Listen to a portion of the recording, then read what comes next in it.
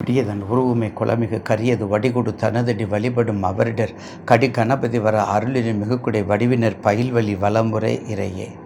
ஈசனே சிவகாமி நேசனே என ஈன்ற தில்லைவாழ் நடராஜனுடைய திருவடியை வணங்கி, மாணிக்கத்துக்குரிய ராசி சிம்ம ராசி, மாணிக்கத்துக்குரிய ராசி ஆவணி மாதம், மாணிக்கத்துக்குரிய ராசி சிவபெருமானுக்கு உரியது, மாணிக்கத்துக்கு உரியது பூர்வ புண்ணியத்துக்கு உரியது, மாணிக்கத்துக்கு உரியது குலதெய்வத்தை அறிவது. இப்படிப்பட்ட இந்த ஆவணி மாதத்திற்குரிய பலனை பற்றி சுருக்கமாக விளக்கமாக என் கண்மணியாக திகழ்கின்ற ஜோதிடத்துறைக்கும் நேயர் பெருமக்களுக்கும் பாதம் பணிந்து வணங்கி என்னை ஆக்கமும் ஊக்கமும் வித்து ஆதரிக்குமாறு பாதம் பணிந்து வணங்கி, இந்த ஆவணி மாதத்திற்கு எல்லோரும் நிறைய சொல்லியிருக்காங்க. இந்த எளியனும் இந்த கடைக்க நாயேனும் என்னால் இயன்றளவுக்கு உண்மையை சொல்ல நான் விரும்புவதில்லை. அந்த உண்மையை சொல்வதற்கான அந்த தொடர்போடு நான் சொல்லணும்னு நான் எப்போதும் என் குருநாதர் எனக்கு கொடுத்துருக்கிறார். அதனால் பொய் சொல்ல வேண்டாம். எந்த தொழில் செய்யலாம், தோட்டிலிருந்து தொண்டமான வரையும் செய்யலாம், ஆனால் பொய் சொல்லக்கூடாது. எதில் பொய் சொன்னாலும் சொல்லாட்டியும் ஜோதிடத்துறையில் பொய்யே சொல்லக்கூடாது. ஏன்னா பல லட்சக்கணக்கான கோடிக்கணக்கான மக்கள் எங்களை நம்பி கேட்குறீங்க.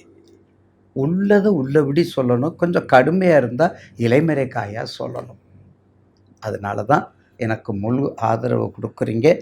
அப்படிப்பட்ட நேரத்தில் உங்களுக்கு இந்த ஆவணி மாதத்தில் இருக்கக்கூடிய ஒரு சின்ன ஆடி மாதம், கடந்த மாதம் ஆடி மாதத்தில் எண்ணற்ற பல உற்சவங்கள், எண்ணற்ற பல திருவிழாக்கள், எண்ணற்ற பல ஏகப்பட்ட அம்பாளுடைய வழிபாடு. இந்த ஆவணி மாதம் ஐயனுக்குரிய வழிபாடு. அதனால தான் அந்த மாணிக்கத்துக்குரிய அந்த திருவடியை பற்றி உங்களுக்கு பாடினேன்.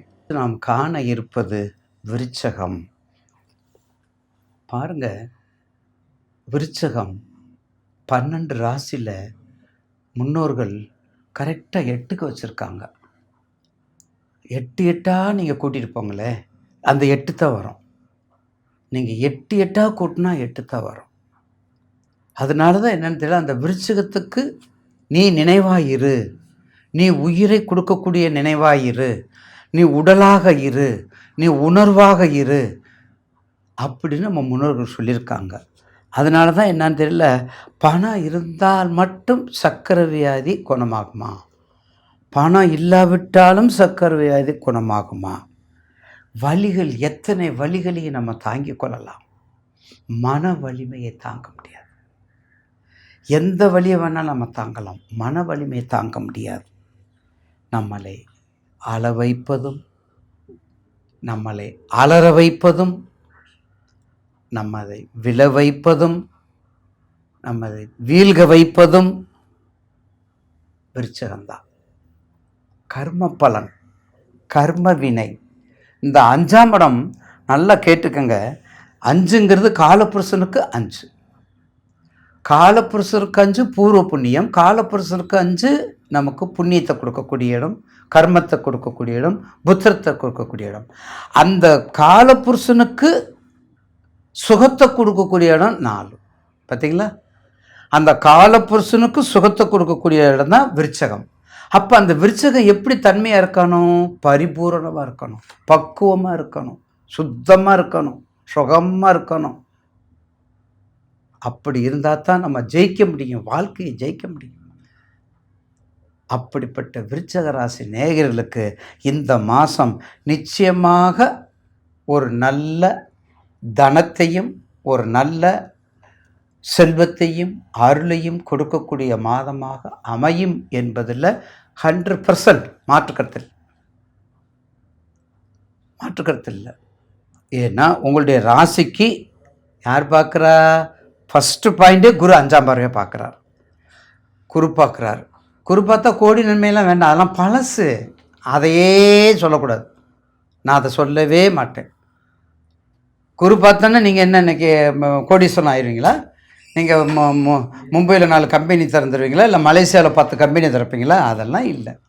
உங்கள் திசா புத்தி என்ன நடக்குது, உங்கள் திசா புத்தி என்ன நடக்குது, அதுதான் அதில் முக்கியம். அப்படிப்பட்ட தன்மை உள்ள விருச்சிக ராசி நேயர்களுக்கு வெகுண்டு எழுதக்கூடிய குணமும் உண்டு, வீரமான குணமும் உண்டு, எதை செய்தால் வெற்றி அடையக்கூடிய எண்ணமும் உண்டு, ஆராய்ச்சி அறிவு மிக மிக அதிகம் உண்டு, அன்பின் பிறப்பிடமே விருச்சகம். எல்லா வகையிலையும் கெட்டிக்காரமாக வரணும், வெளிநாட்டுக்கு போகணும், வெளி உலக வாழ்க்கையை வாழணும், விவசாயத்தை பண்ணணும், ஆசிரியருக்கு போகணும், ஆசிரியர் பணிக்கு போகணும், விவசாயத்துக்கு போகணும், ஆசிரியருக்கு போகணும், பெரிய பெரிய மேனேஜிங் டைரக்டர் ஆகணும், நிர்வாகத்துக்கு போகணும், பெண்களுக்கு வேண்டிய எல்லா நோயும் தீரணும். பார்த்திங்களா? பெண்களுக்கு வேண்டிய எல்லா நோயும் தீரணும், வைத்திய செலவு குறையணும். இப்படியெல்லாம் இருக்கக்கூடிய விருச்சிக ராசி நேயர்களுக்கு உங்கள் தசாபத்தியை மட்டும் பார்த்துக்கங்க.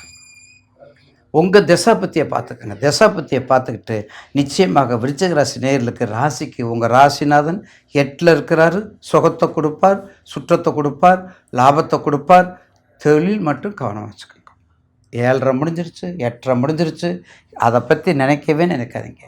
இந்த சனீஸ்வருடைய வக்கரமும் ஓரளவுக்கு நன்மையை கொடுக்கும்.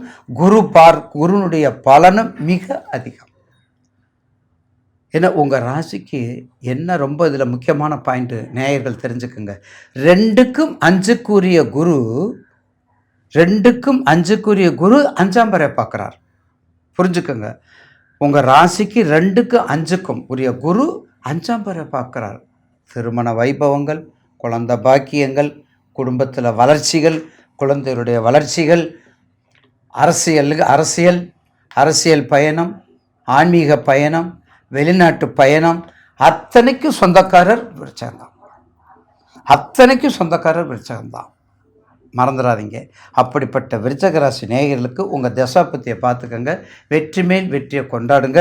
நிச்சயமாக இந்த ஆவணி மாதம் இதில் இன்னும் தெரியுங்களா, உங்கள் ராசிநாதன் இருக்கார். உங்களுடைய ராசிக்கு ஒரு முக்கியமான ஆள் இருக்கார். யார்? இந்த மாதத்துக்கு உரியவர் யார்? சூரியன். யார்? ஆதித்யன். யார்? ஞாயிறு. யார்? அவர் தான் 10. அப்போ இந்த மாதத்தில் நீங்கள் சம்பாதிக்கலாம், எந்த மாதத்தில் சம்பாதிக்க முடியாது. விருச்சிகத்துக்கு 10ல் சூரியன், விருச்சிகத்துக்கு 10ல் ஆவணி, விருச்சிகத்துக்கு 10ல் அரசியல், விருச்சிகத்துக்கு பக்கத்தில் ஆன்மீகம், எல்லா வகையிலும் கெட்டிக்கார வரக்கூடிய நேரம். யார் சப்போர்ட்டு? குரு சப்போர்ட். யார் சப்போர்ட்டு? ராசிநாதன் சப்போர்ட்டு. யார் சப்போர்ட்டு? சந்திரன் சப்போர்ட். இதை விட என்னங்க வேணும் விளக்கம்? இதை விட நீ என்ன வேணும்? அப்படிப்பட்ட இதுக்கு எல்லாம் அடிப்படை விருச்சிகத்திற்கு என்ன நடக்கக்கூடாது? பாசிட்டிவாக சொல்லிட்டுனே ஐயா, நெகட்டிவ் சொல்ல நினைக்காதீங்க. 8ஆம் இடம், 8க்கும் 11க்குரிய புதன் மட்டும் உங்ககிட்ட வந்துடக்கூடாது. அட்டமாதிபதி புதன் வந்தால் சோழி முடிஞ்சது. ஆக 8 புதன் திசை, அதாவது புதன் என்ன, செவ்வாய் திசையில் புதன் திசையில் செவ்வாய் புத்தி வராமல் இருக்கணும், அவ்வளோதான். அதை மட்டும் பார்த்துக்கிட்டா வெற்றி யார் கையிலையும் இல்லை, விருச்சிகம் கையில் தான் இருக்குது. வெற்றி யாரும் கையில், விருச்சிக ராசிக்காரர்கள் தான் கையில் இருக்குது. வாழ்த்துக்கள். வணங்க வேண்டிய தெய்வம் வடக்கு முகம் உள்ள அம்பாள், காளிகாம்பாள். காளி சம்பந்தப்பட்டது, வக்ர சம்பந்தப்பட்டது, இப்படிப்பட்ட தெய்வங்கள் வழிபாடு பண்ணுங்க. உங்களுக்கு இஷ்ட தெய்வத்தை வழிபாடு பண்ணுங்க. உங்களுக்கு பிடிச்ச மந்திரங்களை கொஞ்சம் பாராயணம் பண்ணுங்க.